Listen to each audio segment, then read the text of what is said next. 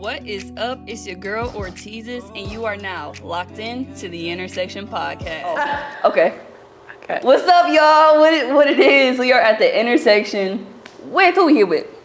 DJ Gemini Gilly. No, that's right. You better get into it. So first we're gonna take it slow. Gonna start off with baby steps. Who are you and what do you do? What's up, everybody? My name is DJ Gemini Gilly. I am a DJ and as of recently, a cultural curator. Born and raised in Milwaukee, Wisconsin. Yeah, that's me. That's you. That's me. And the creator of Gems Only. I knew she was gonna forget that one, so I wrote it down. So it's out there. Yes, this is the mastermind behind the greatest parties that are gonna be in Milwaukee. So be prepared. She done had two now. If you done missed them, you gonna have to wait. But we gonna get y'all there. So we're gonna start off again, very easy. How's life? I'm doing great. I am literally on cloud 9. Yesterday was the second Gems Only party. So it was a great time. It was cracking. Yesterday was the second Gems Only party and we had a great turnout. A lot of people came. We sold out of tickets. I feel like everybody just had a good time, a great time. I got a lot of feedback from people, so I'm actually doing really well today. I'm a little tired from just having to like plan everything and like be the point person for everybody. I'm not really used to that as a DJ. Yeah. Like, as a DJ, I'm just like, all right, like what y'all need me to do? Like I'm gonna do what I do up here and everything else is gonna happen around me. But being like the point person for people, I have to really like run around like the whole time. So a little tired from that, but it's a good tire. I'm glad to be able to do that. So quick little story time here. So I was one of the vendors at the party yesterday for Tease Wax, right? I locked my keys, my phone, and my wallet in my car right before the party started. Which means there were people walking in to look at all these beautiful things that we have to offer. And I was freaking out because I didn't have my phone, which is my POS system. I didn't have my wallet to pay for anything. And I didn't have my keys. So I'm gonna get home for one. The party ended at 1. Ain't nobody gonna come out here and help me at 1 o'clock in the morning. So anyways, when she's talking about putting out fires, I had to use her phone to call my dad, who was in Chicago, who has this. Y'all, it was a lot. it was too much. Like it was. Your crazy. dad was texting me like, "Hey, is she good?" I was like, "She good, I think she got back in." We was really trying to like make it happen. Yeah. So that was a village. Like everybody really did try to swarm in and help me. Like I was freaking out. Like people was coming up to me and saying hi, and I apologize if you came up to me during that time because I was probably very short. I was literally like. Everybody was like, oh, hey, my keys are locked in my car. I'm sorry. Like, I had to cut everybody, like, thoughts off. Revisit me later. I got the energy later. And then we had a great night. I was going around, like, just asking different people, like, hey, are you good? Everything okay? Like, she had already told me that she had locked everything in the car, but I'm just, like, on autopilot, like, hey, are you good? Is everything good? She was like, no, I'm just still waiting on, like, somebody to come and get my stuff out of the car. And I was like, oh, snap. Like, why would I even ask her if she's okay, knowing that she's not okay? Dude, no, while Alice asked me, she was like, if you need anything, just call me. I said, so how am I gonna do that, Alice? She was like, what am I gonna do? So I was like, I'm so sorry. I was really on autopilot mode because I was really just. But you have to be in those situations. I did. I was like, I'm like checking on everybody, like bartenders, like people who had came super early. I ain't gonna lie, people really came at 9. I've never seen that happen before, ever. People came at 9. I for sure thought like I was gonna have like an hour time to like just set up and get yourself together. But then I like. But that's okay. Totally unintentional. I knew it was. But the thing was, okay, so this is the last thing I'm gonna say about it. I parked on a slant. So when I left my door open, I didn't expect it to close because I was in the trunk. Oh. And so if I knew it would have closed, I would have never closed my trunk because I can crawl through my trunk to get in my car. Oh. So the door was open when the trunk was up. So I'm digging in the trunk and I close the trunk and see that the door is locked. It closed. I said, and then it's like, oh, I gotta call somebody to help. And I'm like, the phone is in the front seat. Like, I could just imagine you like, damn, you know what? I'm gonna call somebody to get it taken care of. Then you look at the front seat like, I walked phone in. is in the front. Oh my God. And then it's even worse because I didn't remember anybody's numbers. I only have 3 people's numbers memorized. My dad's, which I messed up the first time. I don't know how that even happened. My cousin and my auntie. My auntie phone was like not ringing at all. My dad's phone didn't ring at all the first time, and I started freaking out. And then I finally got a hold of him in Chicago at the fight. And then I called my cousin. I called my cousin to make her call her sister to put her boyfriend on 3-way, so we on like a 6-way to get somebody to come get me out the car. But it was a great time. I'm not gonna lie, teamwork make the dream work. Absolutely. Though. Like you was on a 6-way call and you got your car, you got everything. Absolutely. Shout out to Ken at North Avenue Market. He was out there with a wire hanger trying to get in there for me. He was really trying, and I just wanted to just shout him out because he was really out there. But then the mechanic came and he did the little blow up the door or whatever. Yeah. But he was out there with that wire hanger at it for like a good 30 minutes. He was like, if I need to go home and get my kid, I got you. I'm like, and that's why I'm with you. Teamwork make the dream work. That's what happens when it's a black space like that. It was like a lot of love in a room, for sure. For real. So, well, that brings us to our next question. What inspired you to become a cultural curator? Being in some uncultural spaces. So for background, I taught myself how to DJ while I was in grad school at UW-Madison. Okay. Had a very big grad. She got her, man. Very traumatic experience there. Like I went through so much racism there. Oh, I'm sorry. Yeah, it sucked, but the silver lining in it is, and I'm trying to find a silver lining in things rather than like just look at it as like, oh, like it's a negative thing. Like it's a negative thing. The silver lining is I taught myself how to DJ while I was up there. Yeah. While I was going through that tough time. And what I noticed up there is they don't play any hip hop. Like you get probably one event per month or like every other month. They don't play hip hop. A lot of the spots up there kind of like shy away from doing that. They'll blame it on the surrounding residents or whatever, but really they just don't want people that look like us there. That's really what it is. Yeah. And it sucks. I wasn't able to really go to any places that play hip hop at all. Wow. So I was like, okay, like I know that I like to listen to a wide range of music, but hip hop is like the main focal point. That's really what I like to listen to for real. And like it don't necessarily have to be like anything like super hardcore or anything, but they weren't playing like any hip hop up there for real. They just put your hands. Yeah. That song. It was definitely Party in the USA in Madison, Wisconsin. But going from that and moving back here and seeing people like put different things together, I was still feeling like something was missing. Like it was still not giving what I felt like it should really give for real. Not saying that the events weren't good or weren't even great, but it just wasn't what I felt like my vision would be. Yeah. And I was like, you know what, like I need to do something about it. My first time going to DJ in New York was last July. And what I noticed from like studying New York's culture is a lot of the DJs out there, they have their own events. Like they're throwing stuff that is their vision and what they think that like event should look like. Yeah. While also like partnering with other DJs to be on their events. Yeah. But what's really popular out there is holding your own events, getting people to a space, and curating your own vibe. And I love Milwaukee so much. Like I don't want to leave. Like I don't want it to be a thing where it's like, man, Milwaukee's not giving me what I need or what I want. I'm finna go to Chicago or I'm finna go to New York or LA or whatever. I want to be able to bring what. But don't go to LA. We talked about that in the last pod. Don't go to LA, girl. They be I won't be going there today. But I wanted to bring my own vibe like to the city.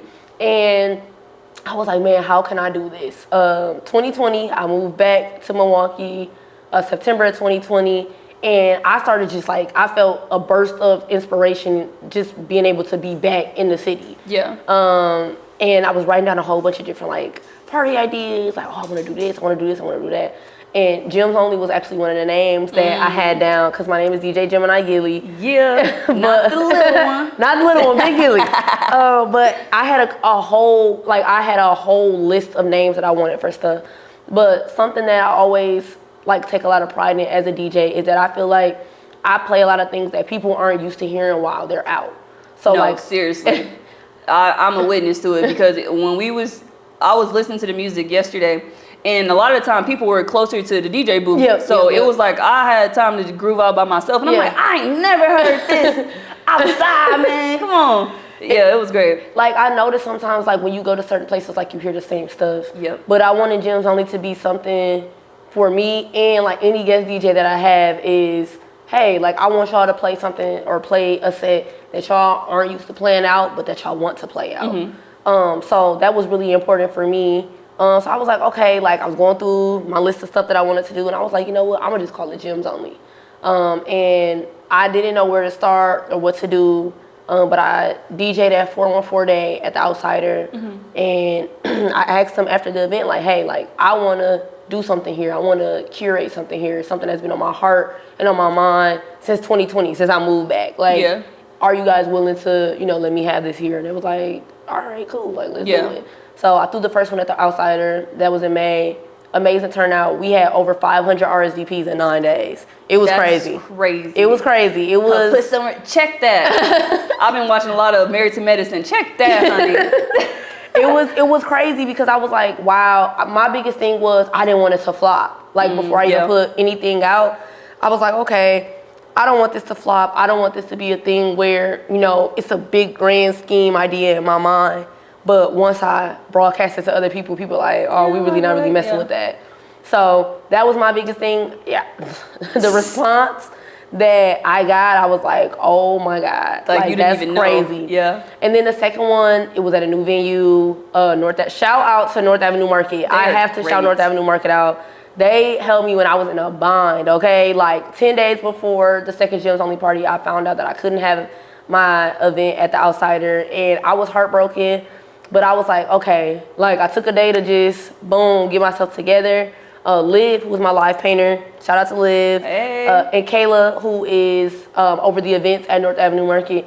They were on it. They was like, what you need? Like, let's do a meeting. Liv, literally, I told her the night before actually, she was like, hey, let's meet at North Avenue Market tomorrow. And like, let's just, you know, meet up. Yeah. And I was still very heartbroken about like having my vision like skewed.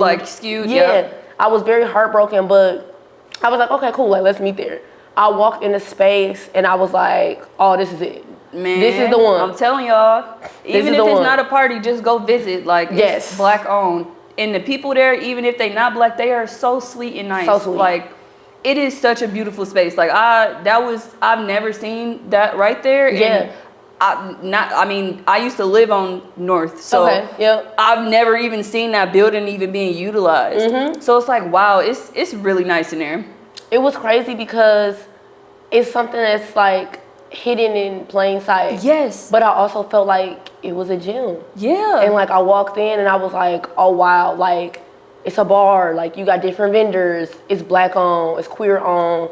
Like, I was like, okay, like, my vision is, I'm getting inspired again as soon as I walked in. And I think being able to represent, like, different types of Black people is just so important to me. Absolutely. So being able to meet with the owner, who is a Black queer man, being able to have different people on board and have different people who are attending, who are from different backgrounds of being Black, like, that was just so important to me. A lot of feedback that I heard from the first one was, man, like, we were able to be us, like our real authentic self. Yeah. Like, you know, this is something that the city needs. Sometimes we feel like we can't, you know, go to certain places, but, you know, you made it feel really welcoming. And that's my ultimate goal as a DJ. I always want to make sure that people are safe. Absolutely. And that the spots that I'm DJing in are like safe spaces for them, even if it hasn't been safe in the past. Yeah. Just being able to, you know, when I'm there, like, oh, y'all good. Like, don't worry about nothing. Don't worry about nobody coming up to you and, you know, being discriminatory or having something slick to say. Like, no, when I'm here, we good because I'm going to make sure that everybody's safe. And I feel like that's my job as not only a DJ, but as a cultural curator. Like, if I'm really doing it for the culture, like, I really got to do it for the culture. You got to do it thorough. Yeah, and I got to do it the right way. Like, I have to make sure that I'm taking care of everybody who was there. And it was so many different age groups. Like it was people in their 50s and it was people that were fresh 21. Like and everybody vibed with everybody. It was such a cool experience to just see like it happening from the background. Just like not one time during the night did I have a thought that somebody was gonna fight, somebody was gonna start shooting. It was just a completely different kind of crowd, and I think that what you're doing is really important. Thank you. Really important. Me and my partner always talk about how, like, people are not gonna fight when they having a good time. Oh no. Like, if you having a good time, you focus on having a good time. Absolutely. You're not focused on like, oh man, there's somebody over there that I don't like. Like, I wanna go approach them. Yeah. You really focus on having a good time. You like, man, like, I'll leave that alone. Like, you know, whatever happened, but it ain't gonna happen here because I'm having a good time. Exactly. So, and I feel like a lot of people have a lot of respect for me and what I'm doing. So, like, they won't even bring, you know, that none of type that of drama. Right. So. Yeah. Not at the front door. Not at the front door. Y'all better no. Get on out of here. But yeah, so my next question will be, what has been the most interesting part of trying to integrate the different audiences in one neutral setting? Oh, that is a great question. Because it's not something that, let me not say that I haven't been intentional about it, because I have. I've always thought about like, okay, like, how do I cater to everybody? But sometimes I just feel like I'm just so inclusive just naturally that it is something that I just be like, oh, like, it just naturally happens like for it just you. naturally happens for me. But I can honestly say, like, music brings so many people together. I had 2 guest DJs. I had DJ Freakish Nerd, who was also our house photographer for Gems Only. He was on double duty yesterday, so shout out to him too. Absolutely. And I had DJ Nick Stokes, who went right before me. And then it was myself who DJ'd as well. I feel like it was just really important to have different types of music and different like pockets of DJs. I would never have 3 of the same DJ. First of all, I feel like no DJ is the same as another one.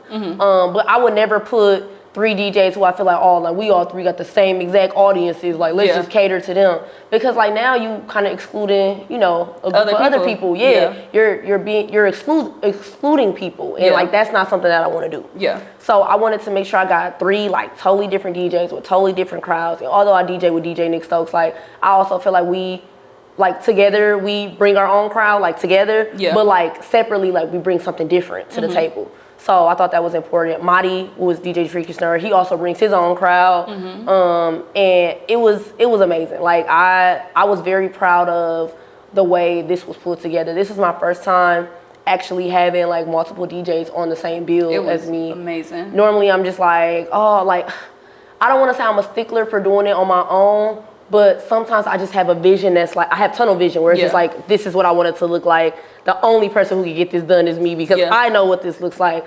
But the power of teamwork and just collaboration, it's really power in that, for real. Especially when y'all got the same end goal. Yes, absolutely. Like I feel like everybody was on the same page for what we wanted. Like we met, I was at North Avenue Market a long time, okay? I was at North Avenue Market almost every single day, like leading up to the actual event, curating the drink menu, like figuring out what was gonna be the food situation, trying to get everything set up, trying to get video and footage and content, like it was a lot.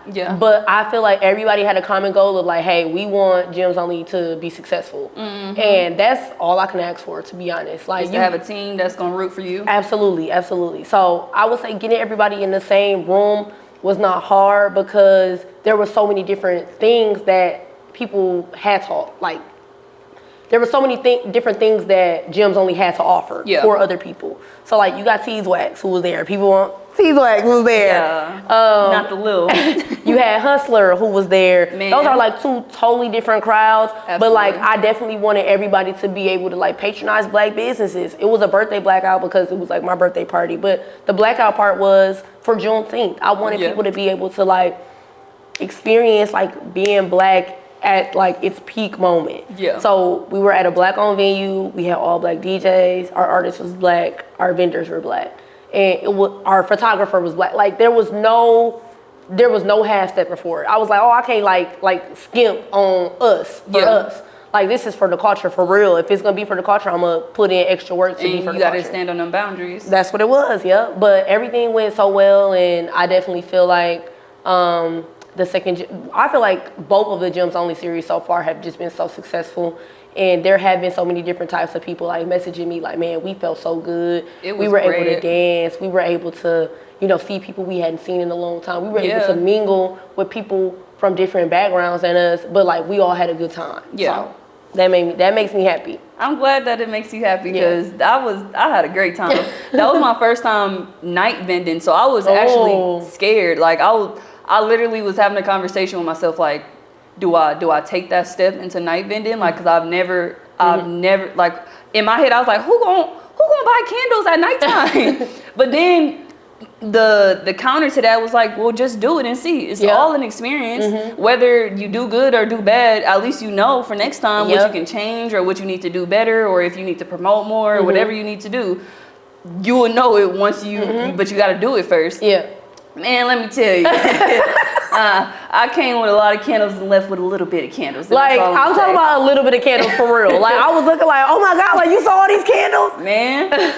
But and the thing about it though, when you make the point about Hustler and Teaswax being two totally different audiences, one, they're two things that people love. Yeah. Like, everybody loves, I'm not gonna call it loungewear, but like sweatshirts and like suits like that. That's an easy no-brainer. Like, oh, I'm getting chilly in here. Let me go buy a sweatshirt. Like, and they're nice. And if I was on the consumer end of this, like if I'm in a party getting lit and I see candles, oh, I'm finna go smell them candles, bro. Like, what? Let me smell all the candles. But when you drunk, you spend more money, which I seen my boyfriend's bill yesterday. I'm like, so did you buy the whole bar? Like, I don't know what he was doing. What are you doing? But it was like, you supposed to be here while I'm vending. What's going on? Like, I don't know how he spent that much money, but I'm glad it wasn't my pockets. Like, I was good. But I guess my next question, we're gonna transition into another conversation with DJs, Mr. New York and DJ Nick Stokes. I know you got some news to share about I do. Another year at Summerfest. So can you tell us about that? This is my 3rd year at Summerfest. Yeah.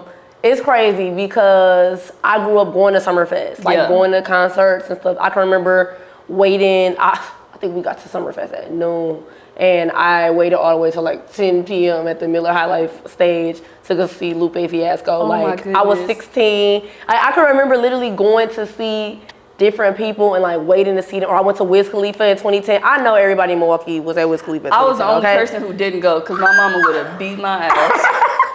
I asked, but she was like, no. It was hella Wiz patches, okay? It was hella camo shorts. Like, I had a ball. I had a great time. But I can remember going and seeing different people that I wanted to see.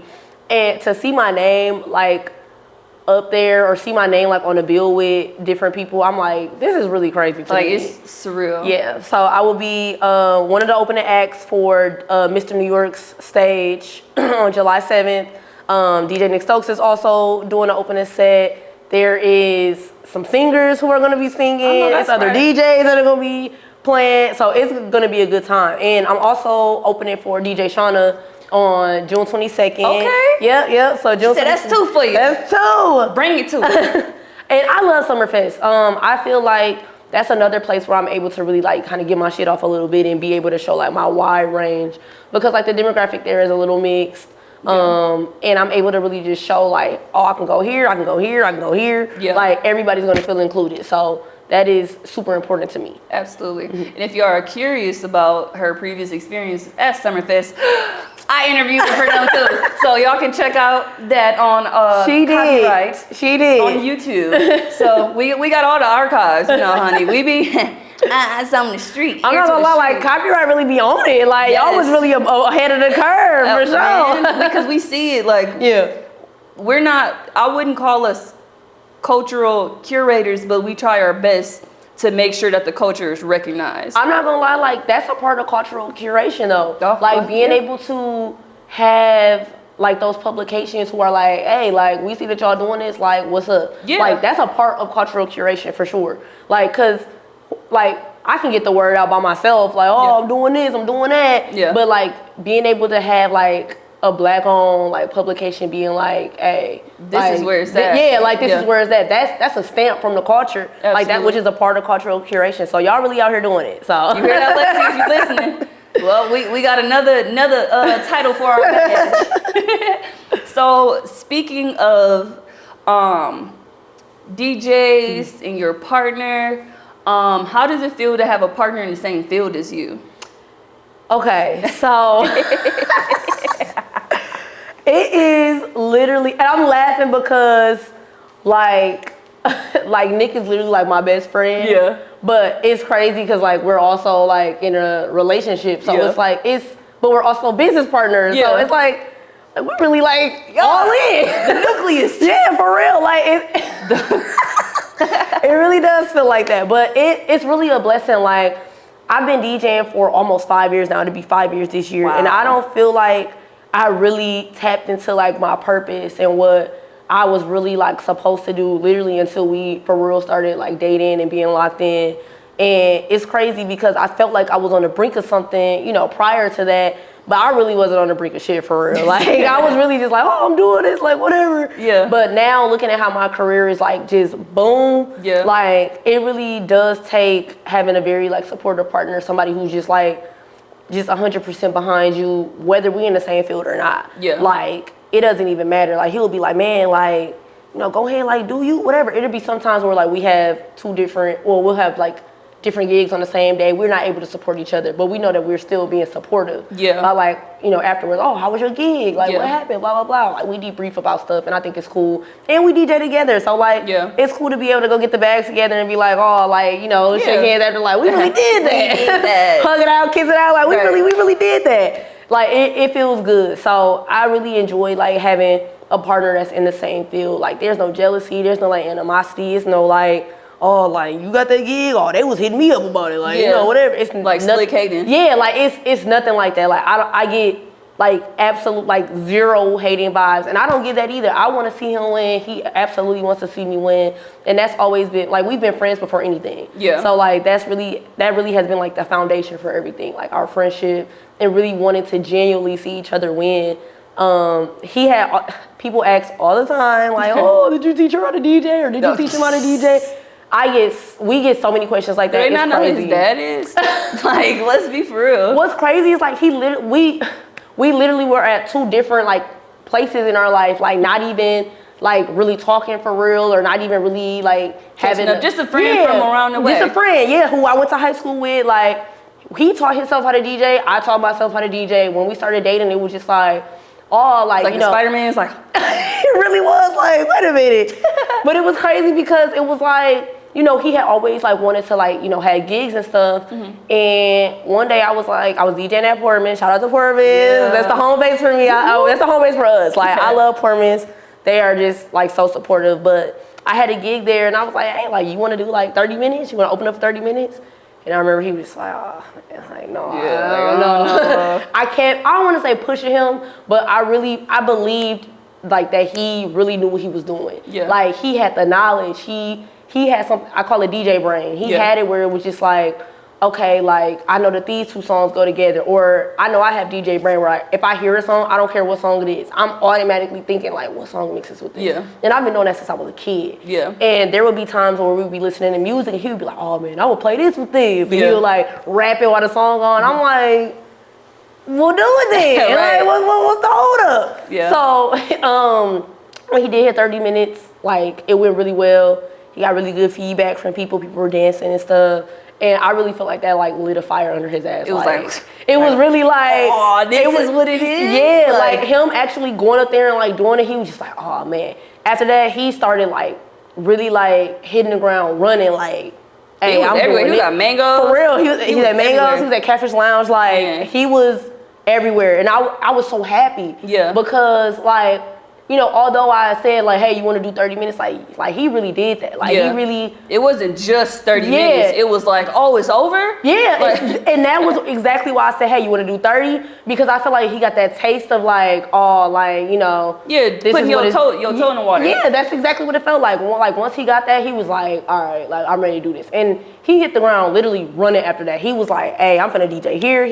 Period. Like as soon as he finished doing that, I think the next day he had a gig that he had set up. And I was just like, oh, I know, okay. That's right. He said, I'm like, wow, I'm just had to rip the Band-Aid off. Like, he was like, rip the plastic off, yeah, but that could brand new for real. I got a gig. And I was like, oh my God. Like, so it it makes me very happy to have somebody who's in the same field as me, because I'm also able to like bounce different things off of him. He's been throwing parties for years, literally. So like me, I've been to his parties and I didn't even know him. That's how big his parties was. I went to his graduation party and I did not know him.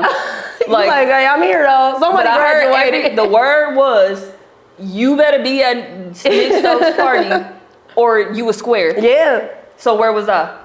You was there. I was at that party. People was like, oh, you know Nick? I'm like, no. You're like, I just know somebody graduated. Right. I'm like, I know he went to King. That's my alma mater. It's crazy because like he threw those big parties at such a young age, and I was there too. Like not at that party, but I was at parties like in high school too. My very first high school party was a Nick Stokes party. Wow. And I was just like, dang, like, and now, you know, going into like throwing my own events, I'm able to be like, man, like what you think about this? What you think about that? So like we were having a lot of like conversations about that, and I think that played a big part into why I really was like, okay, I can do this. Because he was like, man, you already got this. Like now it's time to like firm up this, and you can do this. And again, it was never like, no, oh, like I'm hating or oh, can I get on or nothing? Yeah, like can I do another set? Yeah, or like anytime I choose, you know, DJs that I want to be on the same bill as me, like for example, for the second Gems Only party, it's like no favoritism. Like I really think he's one of my favorite DJs because of like what he literally brings. The product. Yeah, like it's not just like, oh, like this is my man. Like no, like I mean that too. Like I mean that's a bonus. Yeah. But it's really like, you know what, like he really know what he doing. He really bring a vibe. Like, and we listen to music like outside of DJing, like together. Yeah. And it's like his style of DJing and his style of music that he listens to like really matches up with, you know, what I like and what I like to listen to. So I'm like, hey, like, do you want to do it? And he was like, yeah, I do it, like, absolutely. Whatever. Yeah. Now you got a tough lineup. I ain't gonna lie. She was stacked, like. It was stacked. And I wanted it to be like that because I wanted people to experience, first of all, it was for my birthday, and it was for Juneteenth. So I really wanted it to be like for the culture, but I wanted to have a little sprinkle of like me in it too. Absolutely. Like, all right, let me sprinkle some of my favorite people in. So I was like, okay, I'm gonna hit up these Black-owned vendors. I'm gonna hit up these DJs. I'm gonna confirm with Liv that we still on. Like one of my, like all of the art in our house is Liv. Like that's it. That's all. It's crazy. I was behind the vending, like my thing the whole night. So I never seen the painting until this morning on Instagram. And I'm like, she painted that? She painted that in the middle of the party. Like, oh my gosh, she was vibing out. She was vibing out, painting a painting. Like I'm talking about on a huge canvas. Like, and finished it. First of all, she finished it way before the party even ended. She was just like, oh, like I'm done now. I'm like, you finished already? Like, and it's beautiful too. It's beautiful. Like her work, I did not know. Her work is beautiful. All of the art that we have in our house is Liv. So I'm like, I want my favorite people to be a part of something like for my birthday and for Juneteenth. I want people to patronize these Black businesses. I want people to see a Black artist, Black DJs, and realize like, dang, like we can really go out and really don't have to go to a club vibe or go to like a bar vibe. Or a raunchy vibe. Yeah, like, cause even though I feel like it was at North Avenue Market that has a bar, it didn't give like... Bar. Yeah, it didn't give bar. It gave like lounge, like upscale, high-end, upbeat lounge. I have to shout out North Avenue Market again for real because y'all, I was in a frenzy and they were just like, oh girl, we like, got you. Like let's do it. Like it's cool. Just put your feathers back down. The owner, shout out to Chris, he's the owner. I went into the meeting, our initial meeting, and I didn't know what I was gonna say. I didn't know what was like, I was like, starting line. Yeah, but I was like, you know what? I'm just gonna speak from the heart, and I'm gonna just see what he says. Like, either he gonna say yes or he gonna say no. Yeah. Like the worst thing he can say is no, and then I gotta go back to the drawing board and figure something out. I told him what my why was for Gems Only and me being a DJ. Like, I want to cultivate a safe space for people, and I want Black people to feel like we here. Yeah. Like, and we not being discriminated against. We here, and we don't feel like we don't belong here. I want it to be like, hey, we here, and we feel good in this space. And he was like, you know what? Like, you started with your why. He said, you told me exactly what your why is, and like, let's do it.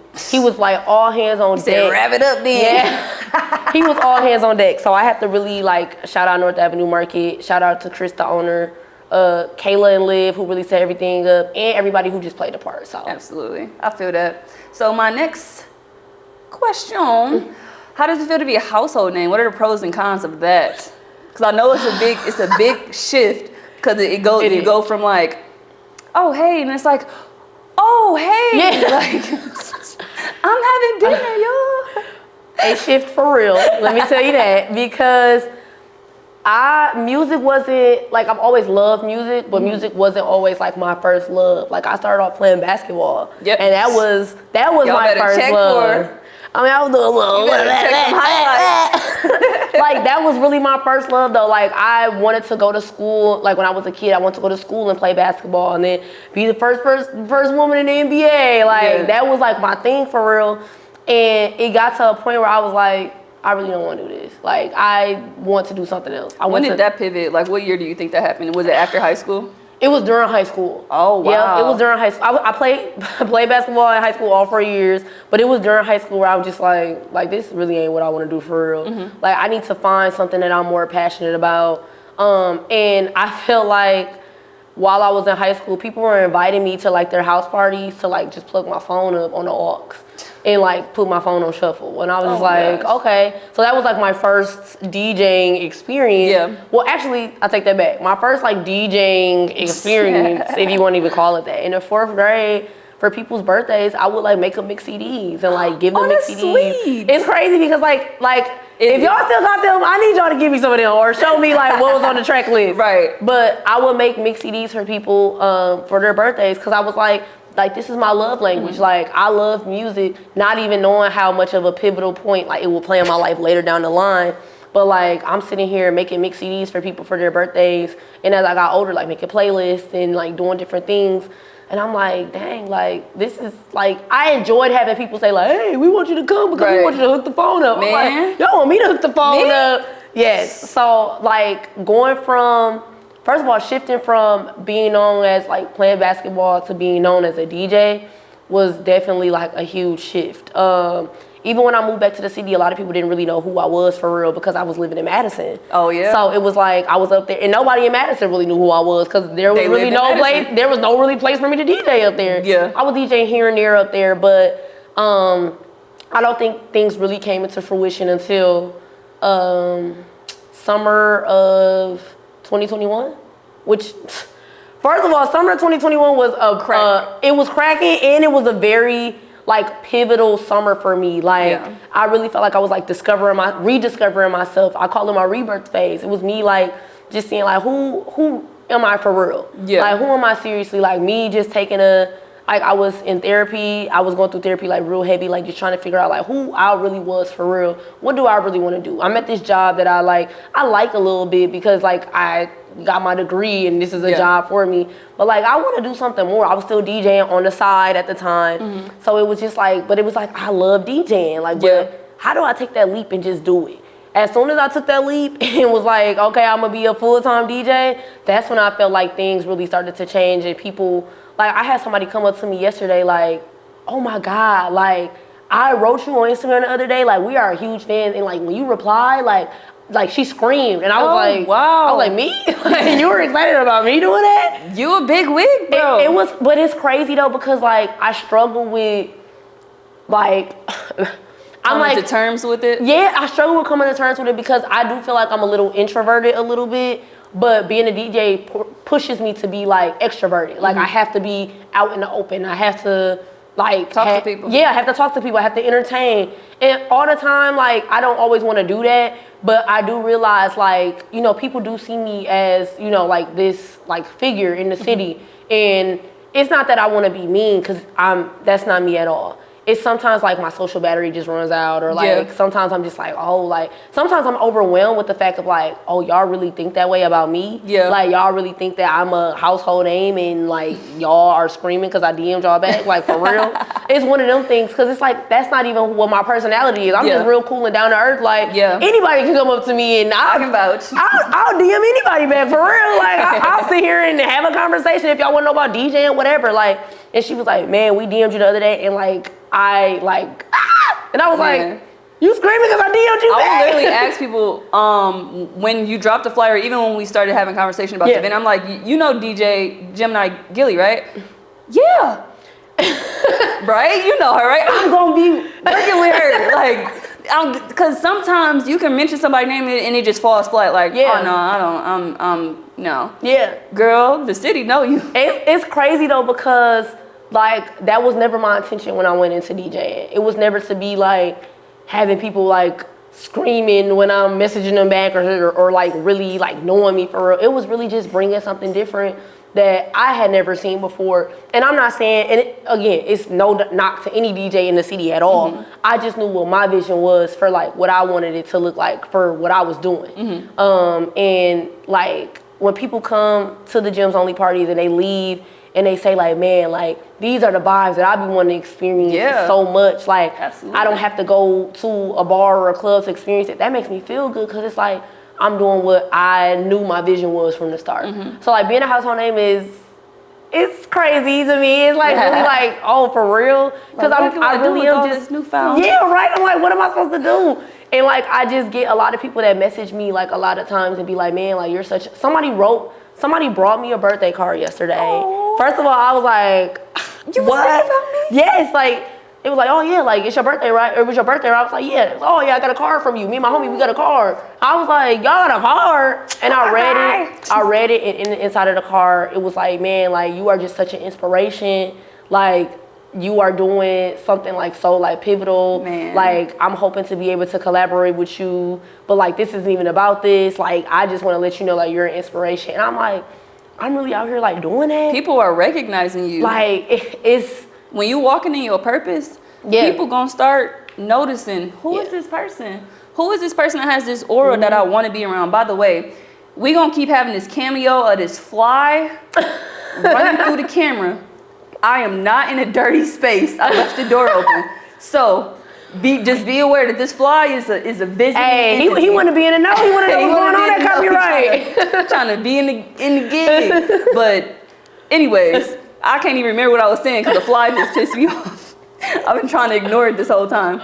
Dang, you was walking in your purpose. Yeah. When you walk in your purpose, people are gonna like recognize that aura. Like, when you walk up to you're not mean. No. You don't give like, why are you talking to me? Yeah. A lot of people give, why are you talking to me? And I feel like sometimes, like I may unintentionally, like maybe like feel like that, but not because. I don't feel like that because I'm wondering like, hey, why are you talking to me like I'm being, it's still me like coming to grips with like, oh, people really want to talk to me. Like people really actually like. You got something to talk about. Yeah, like people actually want to talk to me about like what I have going on, what I'm doing. And walking in my purpose has been really like my mantra for real. Again, when me and my partner started dating, like he was telling me like a lot of good stuff was happening to me DJ wise, and he was like, yeah, like it's happening because like you walking in your purpose, you doing exactly what God like wanted you to do. And I was able to quit my job. I'm able to DJ full time, like pay my bills and live comfortably by walking booked. By walking in my purpose. If y'all watching their stories, both of them have full schedules. You can't schedule no sit down. No, they busy. They giving out the vibes, okay? Like, it's crazy because, like, as soon as I started walking in my purpose, everything that I ever wanted to do and I ever wanted to just kind of, like, the foundation I wanted to set as a DJ, like, just came to fruition. And I was like, man, like, this really is, you know, when I was working at my job, it was like, you know, like, oh, I hate going to work, but, man, like. Needs money. Yeah, but it was like, I don't want to say I was struggling to make ends meet because I was always making it meet, but it was just like, I don't really like want to go to work to make ends meet for real. Now I'm able to DJ. I don't have to DJ every single day during the week. I got my like mornings and afternoons kind of to myself, but I live in abundance. Like, and I feel like that's really God like telling me like, this is what you're really supposed to do. Like, I'm gonna give you all the tools that you need to really like walk in your purpose. Now it's up to you to, you know, do connect them dots. Yeah, connect the dots and do what I want you to do and what I've made you and created you to do, which is DJing. That's beautiful. So it is. That's super beautiful. So what are you most excited for this summer? I am most excited to continue the Gems Only series. I do want to keep doing that. I'm most excited to do Summerfest. Okay. I love Summerfest. Like, Summerfest is fun. Summerfest is really fun, and I like to be I'm inspired a lot. I'm excited to go back to New York. We have been in New York 3 times now. Yeah, it's crazy. Like Not the little one. I'm trying to tell it's y'all. a vibe. Gyms only, bro. Gyms only. We've been to New York 3 times with an estimated date to go back around like August, maybe August, September-ish. I'm excited to go back there. I love New York so much. And that's real cliche, right? They got the I Love New York t-shirts and stuff. Like, it's real cliche, but I feel so alive and inspired when I'm going there. That's like, when we go, we don't just go and be like, oh, we gonna just like, you know. Do our work and yeah, we ain't leave. just gonna do our work and leave. Like, when we went last time, and every time we've gone to see other DJs DJ. Oh, we've okay. gone to different venues. Like, we've gone to... Actually trying to immerse yourself in the Yeah, culture. like actually like living as a New York. We went to the bodegas, we getting the chopped cheese at 4 o'clock in the morning. Oh my goodness. First of all, the bodegas be open 24/7, okay? Like the last time we went, we were outside until like 5 or 6 o'clock in the morning consistently, like every single day. Like they don't sleep. New York never sleeps, for real. But I'll leave that for another time. The first time I went to New York, I got food poisoning from Checkers because that was the only thing open in Queens. I know, very random. Checkers. Very random, but like that was the only thing open, and I punched it. I punched the fly, but that was the only thing open. And I told them to give me a chicken sandwich, and so I was there for Fashion Week because me and this other girl were modeling. Okay. And us, the 2 models, mind you, we had an entourage there. Yeah. We the ones who got food poisoning. Oh my God. Wait, I had to walk with food poisoning. I'm not gonna lie though, like Checkers In New York, that would never. I would want like a pizza or something like that. But it was literally. It was nothing open. It was nothing open. That is crazy. We landed at like 11:30 at night. Okay. And the hotel that we were at was like. The hotel itself was nice, but it was in a random. It was like we were surrounded by projects. Like what? What? Like. That was the only thing that was in walking distance with Checkers. So don't go to New York and get Checkers. Don't go to Checkers in New York, y'all. We always go to the bodegas and we get a chopped cheese or a bacon, egg, and cheese. Like, I gotta go again. That was my first and last time I went. I just had a really bad experience. Please go back. Like, the food there is fire. Like, we go to the bodegas and we get that. We got pizza one time. It was fire. That sounds good. We went to a hookah lounge called Living Room. That was their food was fire. They had like lobster and it was amazing. So that just made me hungry. New York is very inspiring to me. I'm looking forward to going back this summer and just continuing to be inspired and continuing to figure out like, okay, like. And gyms, the purpose of Gyms Only is also to bring a big city feel to Milwaukee. I feel like Milwaukee is a bigger city, but it's not like a Chicago or a New York. It's on the rise. Yeah, it's on the rise for sure. But I want to bring that big city feel to the city. And the only way I'm able to really do that and be inspired by that is to go to big cities. So I've been to places in Chicago and seen what they did, been to places in New York and seen what they did, and was like, oh, okay, how can I bring this to Milwaukee? Absolutely. And that's why I'm most excited to go back, because I still want to figure out like what's missing. You got so much more to learn there. Yeah, I do. There's still so many gems to be found. I was so corny. So many. So yeah, I'm really excited for summer to really like kick off for real. Absolutely. So my last question, which you pretty much answered, and I always end with this question before hot takes, is how do you plan to impact the culture? But it sounds like you in the process of doing that all anyway. And it's crazy because like I never went into this like, oh, I'm gonna change the world, I'm gonna change Milwaukee. Like it was always like, how can I change Milwaukee? What is Milwaukee missing? What are different groups that don't feel like they are like being represented when they go out? Like whether it's in nightlife or just events in general. Like, cause like even though I work in nightlife as far as like bars and clubs and stuff like that, I also understand like everybody don't really vibe. That's not everybody vibe. Yeah. So like how can I bring all of these people together? People who prefer like being at home. Day drinking. Yeah, day drinking. Like how do I really bring everybody together? And the one constant thing that has always been constant is music. Like it's really been music and just being like an ally for like everybody. Yeah. Like I'm an ally for all things black. Yeah. Like I don't discriminate. I'm not finna be like, oh, like we've been exclude this group. Like I just want it to be this. Like no. And I notice a lot of people or a lot of venues only cater to a specific kind of black person. Only caters to that. And it's like, I didn't want it to be that. I want everybody to walk in and be like, oh, like, we good. Like, we feel comfortable. You can let your hair down. Yeah, like, I brought my crew with me. Like, we here to have a good time. And it also makes me feel really good to have different groups. Like yesterday, I was seeing a whole bunch of different types of groups, like, kind of linking up and dancing and, like, really getting to know each other, exchanging Instagrams and stuff. And I was like, dang, like y'all can do that here. Like, y'all good doing that here. Yeah. So that made me feel good. Well, good. Well, now, y'all know this is my favorite part of the show. Uh-oh.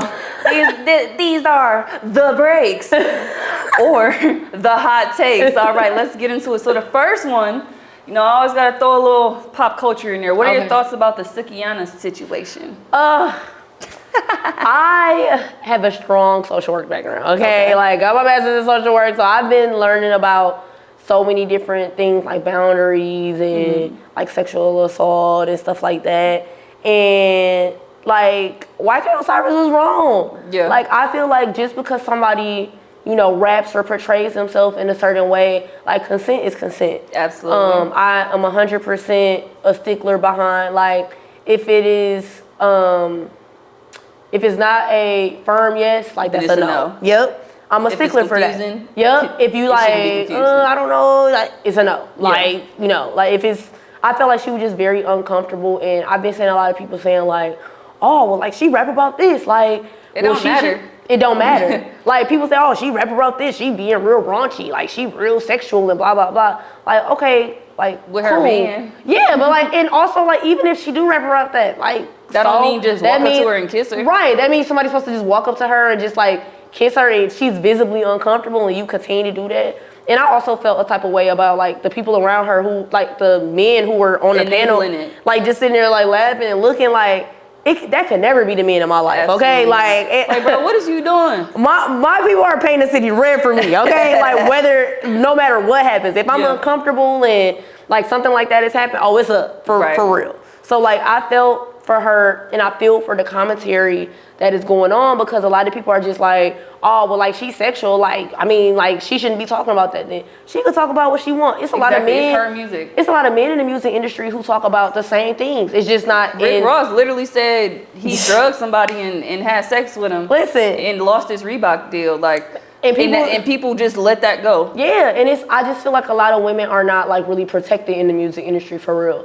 And I've seen that on like so many different spectrums, not even just DJs, but like just artists in general. Keke Palmer and Trey Songz. Yeah. We got a lot of examples. People don't like seeing their faves in a light that is not perfect for them. Like, if it doesn't fit their reality of that person, then it's just like, oh no, we got to separate the artist.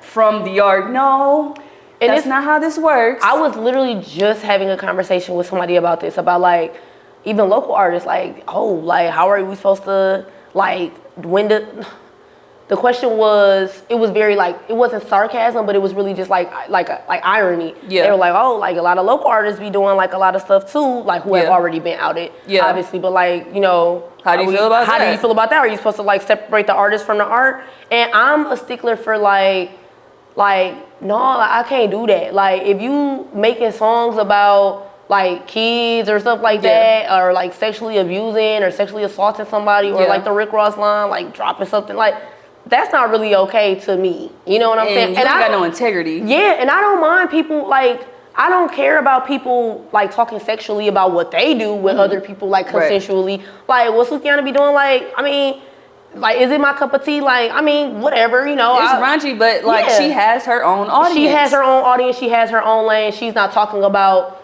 doing anything to anybody. And I it's kind of been a little like heartbreaking to see a lot of people saying like, oh, well, she's talking about this. Like, well, like, what was the problem? And I'm just like, dang, and these are people who got like daughters, people who have like sisters. And I'm just like, dang, like, I really don't feel safe around y'all for real. Yeah, because you victim blaming. Yeah, now you victim blaming, and like, I'm a woman. Like, and what if that was me who, is talking sexually about what I'm doing with my man, and somebody come up to me and randomly kiss me? Y'all gonna sit there and be like, oh well, you shouldn't be like, you shouldn't be sitting here talking about sexually about your man then. Like, what? So you telling me like that should, like, and so I feel like when people put people that they love in those positions, and they'll be like, oh, like, no, like, if it was you, then blah, blah, blah. But it's like, no, like, but it's her. Yeah, exactly. So, like, now what? Like, even though you don't know this person, this is somebody who was, like very blatantly and obviously and put in the forefront to be sexually assaulted like this. Yeah. And she forgave him and everything like that. You know, that's her business. But I didn't think that it was But right. it was even more stuff that happened before that. Like, that's the funny part about it. Like, that incident was so amplified. Yeah. She did an interview on Candy's yeah. podcast. Yep. And I thought that was a lot worse than him trying to kiss her. Like, yeah, like, that was bad. Yeah. Very bad. You shouldn't be doing that. Boundaries are set. You should respect boundaries. But at the same time, I'm sorry, y'all. This is ridiculous. Like, okay. Reboot. On the podcast, the guy was basically like, yeah, I'm finna basically fuck you right now, right here. And Candy was like you can literally see Sukiana's like body like language her discomfort. changing. Yeah, like, why would you say that to anybody? Like, he was saying a bunch of raunchy stuff. I'm not even gonna repeat it because I'm trying not to. And then he showed her a picture of. I believe so. Like, like, that's weird. He was so like on it. Like, YK, whatever the fuck. He did what he did through like action. Yeah. It was action oriented, and like you can see he was giggling. He thought it was a joke. Blah blah blah. The dude that was in the interview with her was not joking. No, he was dead serious. Like, I'm finna fuck you right now. And I think the other part about the Sukiana situation that like breaks my heart is like there's women who are being like sexually assaulted for way less. For not even talking like that. And I'm not saying because she talks like this, like, does she deserve to have that happen? Because absolutely not. But it's people who like way less is happening and they're being sexually assaulted. Now what? Are y'all saying that these people like deserve, you know, what they have? Like, right. It's just very disheartening. When people start looking for excuses to excuse men's chaotic behavior around women, then you gotta assess who you talking to. Yep. And you gotta assess why the hell you talking to them. Yep. And that person should not be in your social circle. Yeah, at all. If it's you, then what? Yep. People can talk all day about what they go, oh yeah, I'll do anything. All right, so it happened, now what? Yep. Oh no, that's my friend. He would never do that. And I hate when people say that because how are you going to vouch for somebody that you've never seen in that situation? You've never seen your friend in a sexual way. I'm assuming people have never seen. I'm assuming that people haven't seen like their friend, and I'm talking about like heterosexual like friendships. I'm talking about friendships of the same sex who are identified as heterosexual. Like, you know, dudes, oh man, he'd never do that. Like, he get too much this, he get too much that. He always got a girl. He got all the bitches. Yeah, like, he got all the hoes. Like, that he would steal some pussy. Yeah, like, everybody, like. Or take some pussy. You hear a lot of people saying that, and it's like, how can you say that and just vouch for your friend like that when you've never seen him in that situation before? You don't know what he be doing behind closed doors. Like, it's something that he may tell you, but it's not something that you would never know. Yeah, like, you would probably never know about it. Like, I personally, I don't vouch for nobody. Like, I'm not sitting here and being like, oh, like, he would never do that, blah, blah, blah. I'm sitting here like oh, wow. Okay. Yeah, like, oh, wow, and I want to hear that person's side of the story. Like, and even, it's the thing, even if I don't hear that person's side of the story, like, I believe people who come out and do that because that's a very hard thing to do. Absolutely. Like, very hard. So if it's not all the way true, there's some truth to it. Yeah. Like, I'm still going to be very weary about you because, like, why would somebody just make that up and do that? You know what I'm saying? So. And usually if they are and there's no truth to it, it will get debunked. Yeah. Instantaneously. It will get debunked. Like, I'm going, if somebody is, like, painting me in a bad light, I'm going to try to sit here and be like, oh hell no, like, I didn't do that. These are the receipts. This is that. Like, if you're not even trying to do that, like, I'm just you just gonna let the smear pain go? You think that's clout? Crazy. No. So we've seen it happen so many times. So many times. So like the Sukiana situation is disheartening because I've been seeing a lot of commentary behind it that has been like, dang, like, y'all really saying that? Yeah, like you really hate women for real. Like, and your mama is a black woman, and you sitting here saying this. Like, you got a daughter who's a black woman, and like, what if she were to, you know, behave like, oh, my daughter would never. You don't know what your kid gonna do, for real. Like, there's a lot of things, like, my parents never thought I was gonna be a full-time DJ. I'm going to school, blah, blah, blah, whatever. Right. And they never thought I would be like, oh, like, I'm finna DJ now. Like, what? That's not something that they had on their bingo card for my life, for real. So it's like, you don't know what your kid is gonna do. Like, you can instill all these, you know, whatever into them, but like, people gonna be who they are. Absolutely. So, Oh, yeah. it didn't come. It was a sneeze coming, but it just went away. All right, so hot take number 2. Y'all ready? What album changed your life? Oh, that's a good one. I always go to this because it really is the album that changed my life. Pharrell's In My Mind album, his debut album, that changed my life because I was young. I was in the 4th grade. My dad always bought the new CDs. Like, he was one of them dads where, like, I have older parents, but he was one of them dads where he was like, oh, like, I'm still gonna get like the hottest CDs. I'm gonna just go in Best Buy or whatever, and I'm just gonna buy whatever just came out every Friday. Super cool. Like, it's crazy though. Like, he was one of them dads who had like the big ass truck, and you got like 6 CD like disc changer. Yeah. So he literally going into Best Buy or wherever every Friday, like pick a CD or whatever. We get in like 5 or 6 CDs, and he like, all right, like, we just gonna circle through them type of thing. Yeah. And Pharrell's In My Mind, I was in love with the song Number One by Pharrell and Kanye. And he bought the CD for the song. Like, just, he would hear one single and be like, all right, like, you want this? I'm like, yeah, like, I want to get this CD because this has this song on it. Yeah. This was actually when, like, LimeWire and, like, pirated music was, like, like, still kind of, like. I put so many viruses on my auntie computer. I'm sorry. Rest in peace, auntie. Into that computer. My mom was pissed when I was like on LimeWire, but like, I'm like, I need the music, forget it. I remember specifically downloading Soulja Boy, and I remember specifically downloading, damn, what was that song? It was just there, but then I said Soulja Boy. But it was mostly, it was Lil Wayne, like 6 foot, 7 foot. Oh. Like, why? Oh, you putting the virus on for that? Man, Lollipop, all of that was on there.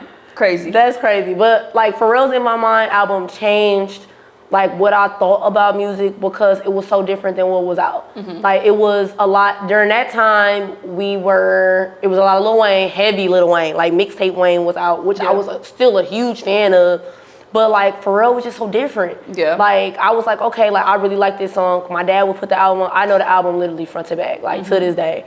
I will always like change it to like a certain song. And it was different. You hear a lot of different elements of like Pharrell's production and Neptune's production, but you also hear a lot of like his artistry, like just kind of like coming to the forefront too. So it was just like, dang, like, this is like different, but this is like different and I like it. Yeah. And I can remember my oldest brother, who also kind of put me on like listening. He like instilled into my brain when I was a kid. I can remember being 4 or 5 years old. Iris by the Goo Goo Dolls was out. The Goo Goo Dolls is like a rock band. Okay, like, I'm talking about, this is like a hardcore like rock song. Like, and like, it was a slower rock song, but like, it was a rock song. Yeah. And I can remember like looking at him like, why are we listening to this? Like, what is this? And he always told me like, don't box yourself in. Absolutely. Like, I try to tell my cousin that. Like, don't box yourself in. Don't feel she like. Only listen to ghetto hood music, like Peasy. Yeah. That's all she listened to. She wasn't even raised in the hood. Why do you want to hear this?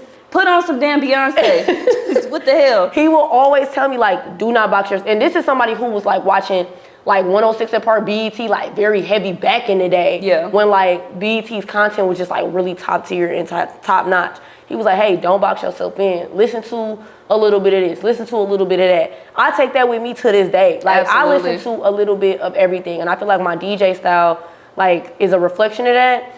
But Pharrell's In My Mind album was just so pivotal to me because it was different, but it was still hip hop. But it was still like, it didn't sound like. Yeah, it's not quite hip hop. It's like pop. It got rock elements. It got a little bit of this, a little bit of that, a little some house. Like it was a little bit of everything, and I loved it. And it made me realize like hip hop is not just one dimensional. Hip hop is not a monolith. There's so many different types of hip hop. So like after listening to Pharrell's In My Mind album, I'm starting to, at this time, I'm young. I'm 9, 10 years old. I was a computer kid, like through and through. I'm like looking at Lupe Fiasco. I'm looking at like Charles Hamilton, like who's a blog era artist. I was very deep into the blog era, like looking at like listening to people before they even blew up, like Childish Gambino, The Weeknd, Doja Cat, like I can remember really like tapping into like the blog era and tapping into like different artists who other people were just like, why are you listening to yeah, them? I'm listening to Common at like 10 and people like, why? Common was talking. They was like, where's the Lil Wayne at? Like, Right. why you playing Like, this? why you playing Andre 3000 right now? We trying to get lit. Huge Andre 2000 fan. One of the first albums I ever bought with my own money was Speaker Box and Love Below, Outkast. Really? Yes, like my mom, this was around the time they had those CD clubs where you play a penny and you get 10 CDs. That was one of the first albums that I bought with my own money. And I remember because Roses was on there, and Hey Ya, and I'm like, okay. But like I fell in love with the album cuts. Like that's who I am. I like to listen to a whole album and find the album cuts. And I like to play those, and I like to listen to those. So yeah, Pharrell's In My Mind album was very pivotal for me, but it helped me realize like hip hop is not a monolith. It's not just Lil Wayne, Jay-Z, and like the mainstream people. It's a lot of heavy hitters who really haven't had the platform to really like be out there like that. So, absolutely. Hey, you heard it here first, folks. And so now we're gonna go into hot take number 3. If there was one thing in your life that you can go back and change, what would it be? oh God. Do I want to say that on camera? I would say, That's why I gave you forewarning. I gave you forewarning. Whatever you want to talk about, you can talk about. Whatever you don't want to talk about, you ain't got to talk about. well, my real answer is going to be redacted, so I'm not even going to say it. No, but seriously, I will probably change, I don't want to say going to grad school because that is where I taught myself like how to DJ and all of that. But I would just say like living in Madison, maybe. Okay. So like I could still go to grad school, but I would probably commute or like do something way different. Online classes, something. Cause like being in Madison, I feel like kind of like stunted my growth a little bit. I was very depressed while I was in grad school. And it was not just because of my like racist school experience, but it was also because like I just felt like I didn't have no outlet. I was 21. I was fresh 21, and yes, I was fresh 21 in grad school, and I wasn't. Damn. Wait. When did you graduate college? What? How old were you? I started when I was 18. I got my. Hold on, I gotta do some math. That's early for grad school. I got my bachelor's when I was 21.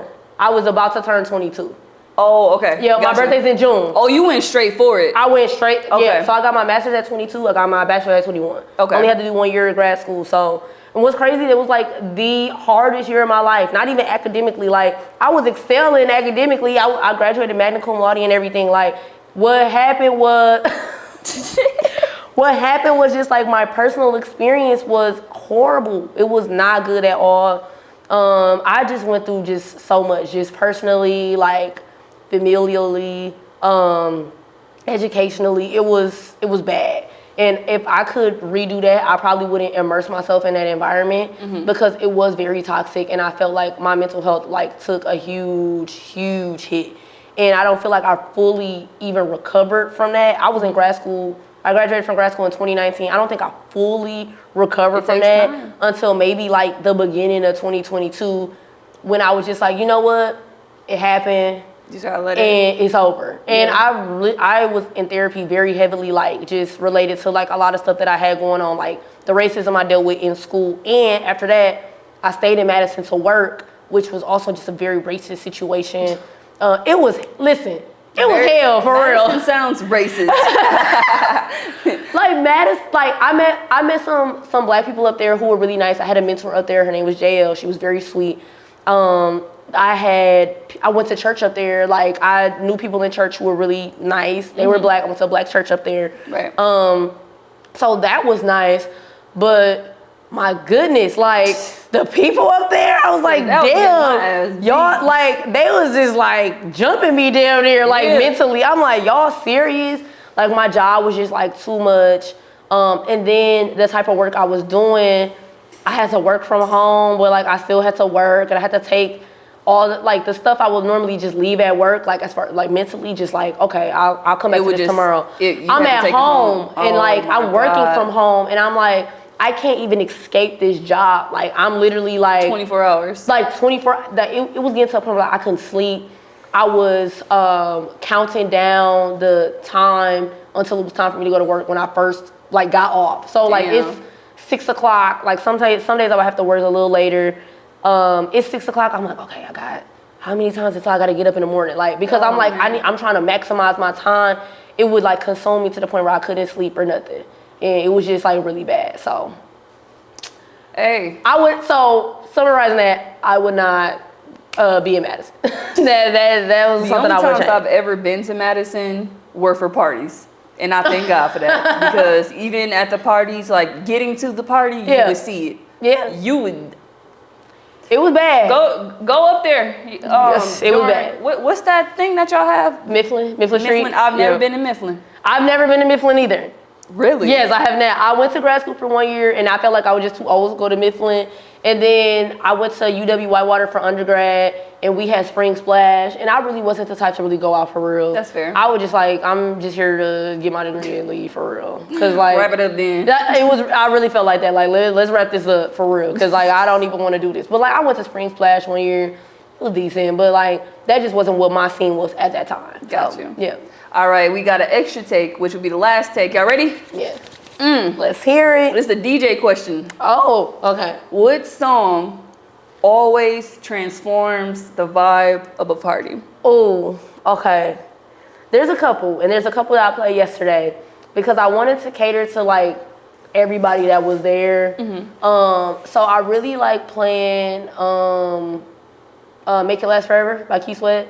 I feel like that's how I really just hop into like my like old school bag, and I'm able to play like a lot of old school songs. And I seen a lot of people step in. I play like I was back there stepping on myself like I was feeling it. I played Between the Sheets by the Isley Brothers, and people were stepping. And I was like, oh okay, like this a vibe. Yes, it was a complete vibe. It was like anything like 90s R&B or like familiar older R&B. I like playing that. Barking by C the Stoner. Yeah. That's how I always like go to like a different type of bag. Like that's how I kind of go to my Milwaukee bag a little bit.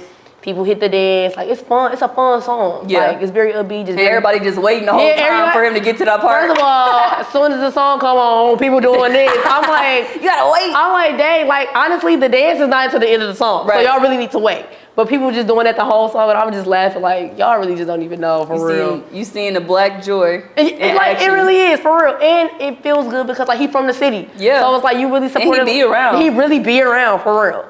So like that song, Can We Talk? Obviously, Swag Surfing. Obviously, those are like Negro spirituals for real. So like those. It also just depends on what type of vibe I'm like trying to channel. Yeah, like if I see like a lot of people who I feel like will like house music or something, I would play like Be Your Girl by Tidra Moses, the K Tronado remix. I feel like people appreciate that. So yeah, it's a lot of different things that I play like to channel like different crowds and different audiences that are in one space. Yeah, because I mean, like you said, it's a lot of different kinds of black people in one space. And you got to just read the room, and that's a skill in itself to be able. Some people can't even do that. Man, it's crazy because it's really an art and it's really a talent because, like, how are you gonna bring all of these people together? Like, well, let me say this: you brought these people together. Now what? Like, how are you going to keep them together? Yeah, how are you going to keep them together? How are you going to give everybody a little bit of what they need and what they want to hear? Like, how are you going to do that? So that is the hardest part about DJing to me is it's not necessarily reading the crowd, but just making sure that everybody's taken care of. That everybody is like happy with, you know, what's going on. Because I don't want to give too much of something to somebody. It's like, and then, it's all the same. Yeah, and then everybody is like, or the other group of people who want to hear something else, they're like, okay, like what about us? Yeah. I don't want nobody to leave like, dang, we didn't hear, you know, anything that we wanted to hear. I want people to really like enjoy themselves. Oh, I forgot one song that everybody really loves. Girls Them Sugar by Beanie Man and Maya. Oh my goodness. That is a song that I feel brings like everybody, or like No Let It Go by Wayne Wonder. Like absolutely. People love like that vibe. So like that makes me feel good to be able to see everybody dancing to something. And like those songs are just so pivotal. Those songs came out so long ago. Yeah, it's like it catapults you into a specific time in your life. Yes, for real, it really does. So it's crazy. Like those songs came out damn near 20 years ago, 20 plus years ago actually. And it's like, Don't age us. sorry. Those songs came out a long time ago. And it's like, they still have that same cultural impact. And that's how you know, like, you made a timeless classic for real. So that's why every time I put out, like, what Gems Only is gonna bring, I don't just say, like, oh, we're gonna play hip hop and R&B and this and that. I always start off by saying we're gonna play timeless classics. Because, like, that could be anything. That could be, like, a dance hall song. That could be something that you haven't heard in a long time, but you haven't heard out, but now I'm about to play it. Yeah. Like, so I don't just like, I don't like boxing anybody in. I don't like boxing myself in either. So I don't like saying, oh, it's gonna be hip hop and R&B. Yeah. Because like, what about people who like house music? What about people who like house music? I really love house music for real. Like seriously, a lot of the music that I DJ when I'm like at the bars and clubs, I don't even really listen to for real. Like outside of that, well, outside of hearing it and seeing like how I'm gonna put it in the set. But I don't listen to it like in my car driving. Like I listen to a lot of different stuff. So it's crazy, but it's a lot of different stuff that I like to play at Gems Only. So exactly. Yeah. Well, y'all heard it here first. Everything that you need to know about the big Gem, hey, big one, not the little one, came to the intersection, spoke her gems. But yeah, this has been the intersection with Ortiz's and DJ Gemini Gilly. Period. Finn.